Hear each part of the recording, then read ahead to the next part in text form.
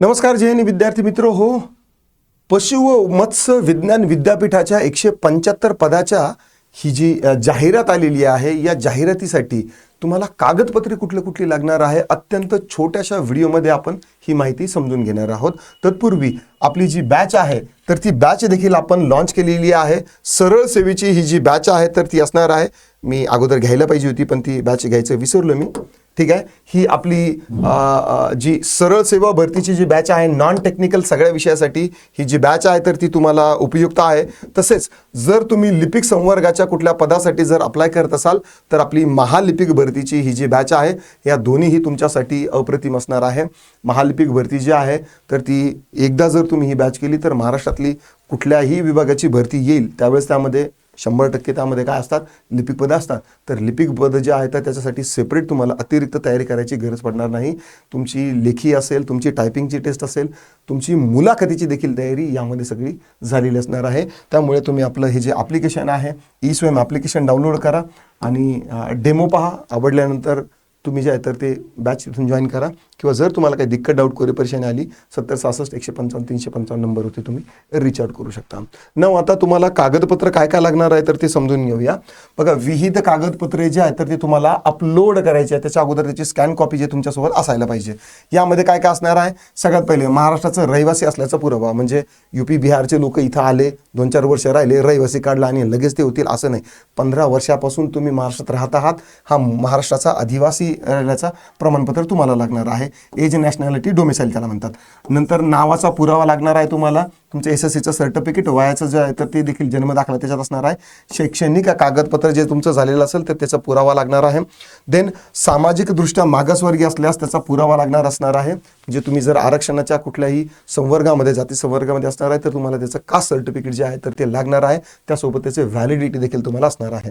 आर्थिकदृष्ट्या दुर्बल असल्यास त्याचा पुरावा लागणार आहे. EWS असाल किंवा नॉन क्रिमी लेअरमध्ये असाल तर ते देखील तुम्हाला कागदपत्र लागणार आहे. सामाजिक व शैक्षणिक मागासवर्ग असल्यास त्याचा जो आहे तर तो पुरावा लागणार आहे. अर्ज सादर करण्याच्या अंतिम दिनांकास वैध असणारे नॉन क्रिमी लेअर जे आहे तर ते देखील तुम्हाला लागणार आहे. पात्र दिव्यांग व्यक्ती असल्यास त्याची UDID जो युनिव्हर्सल आयडी आहे, तुमचं दिव्यांगत्व आहे तर ते कशा संदर्भात आहे, किती % आहे ते देखील लागणार आहे. माजी सैनिक असेल तर तुम्हाला जिल्हा सैनिक बोर्डातून जे पत्र मिळतं किंवा जे कार्ड असतं तर ते देखील तुम्हाला लावावं लागणार आहे. जर तुम्ही खेळाडू असाल तर तुम्हाला खेळाडू असल्याचा तुम्हाला पुरावा लावावा लागणार आहे. अर्थात तुम्हाला फक्त स्टेट आणि नॅशनल लेवलच्या स्पर्धेमध्ये जर पदक असेल तर तेच असतं आणि ते तुम्हाला नॅशनल स्पोर्ट्स अथॉरिटीला तुम्हाला रजिस्ट्रेशन केलेलं देखील असायला पाहिजे. अनाथ असाल तर त्याचा पुरावा लागणार आहे.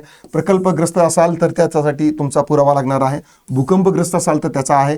अंशकालीन पदवीधर कर्मचारी आरक्षणासाठी पात्र असाल तर ते आहे.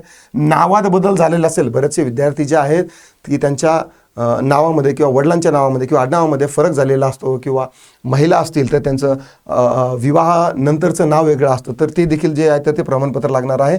विशेष करून टायपिंग वगैरे जे आहे तर ते टायपिंग संवर्गाची जी पदं आहेत तर त्यांच्यासाठी टायपिंग जे आहे तर ते लागणार आहे, मराठी आणि इंग्रजीचं. स्वातंत्र्य सैनिकाचे नामनिर्देशित पाल्य असल्याचा जो आहे तर तो देखील एक पत्र लागणार असणार आहे. म्हणजे स्वातंत्र्य सैनिक जर आजोबा असतील तर ते नातवंडासाठी यामध्ये देखील थोडंसं आरक्षण आहे. महाराष्ट्र कर्नाटक सीमा भागातील महाराष्ट्र शासनाने दावा केलेल्या 865 गावातील मराठी भाषिक उमेदवारांना सक्षम प्राधिकरणाने निर्गमित केलेला रहिवासी दाखला लागणार आहे. म्हणजे गुजरात, कर्नाटक या MP या बॉर्डरवरती बरेचसे काही असे गावं आहेत की त्यांचा भलेही व्यवहार वगैरे सगळ्यात पलीकडे असेल, ठीक आहे, म्हणजे दुसऱ्या राज्यात असेल, पण राज्याच्या अनुषंगाने ती गावं जी आहेत तर ती महाराष्ट्राच्या हद्दीत आहे तर त्यांच्यासाठी एक वेगळा रहिवासी जो दाखला आहे तर तो देखील लागणार आहे. लहान कुटुंबाचे जे आहे ते प्रमाणपत्र 2 पेक्षा जास्त असायला नाही पाहिजे, मुलं त्याचं आहे. संगणकाची जी अर्हता आहे तर ती तुम्हाला लागणार आहे. अनुभवाचं प्रमाणपत्र ज्याच्यासाठी मागवलेलं असेल तर ते असेल तर तुम्ही द्या. देन विहित अर्ज जो आहे तर NOC देखील लागणार आहे. म्हणजे जर समजा तुम्ही एखाद्या ऑलरेडी प्रशासकीय विभागात काम करत असाल, तुम्हाला या विभागात जर नोकरी करायची असेल तर त्यांचं नो ऑब्जेक्शन सर्टिफिकेट जे आहे तर ते तुम्हाला लागणार आहे.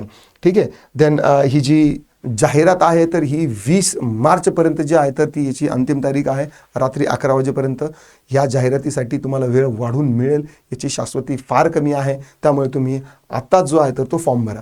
जर तुम्हाला फॉर्म भरण्यासाठी जर काही दिक्कत, डाऊट, कोरी परेशानी आली तर मला खाली कमेंटमध्ये टाका. मी त्यासाठी एक वाटलंच तर एक विशेष व्हिडिओ घेईल. ठीक आहे. अशा पद्धतीचा ही जी वेबसाईट आहे इथे जाऊन तुम्हाला कागदपत्र अपलोड करायचे आणि फॉर्म भरायचा आहे.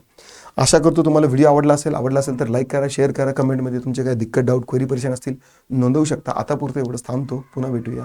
राम राम.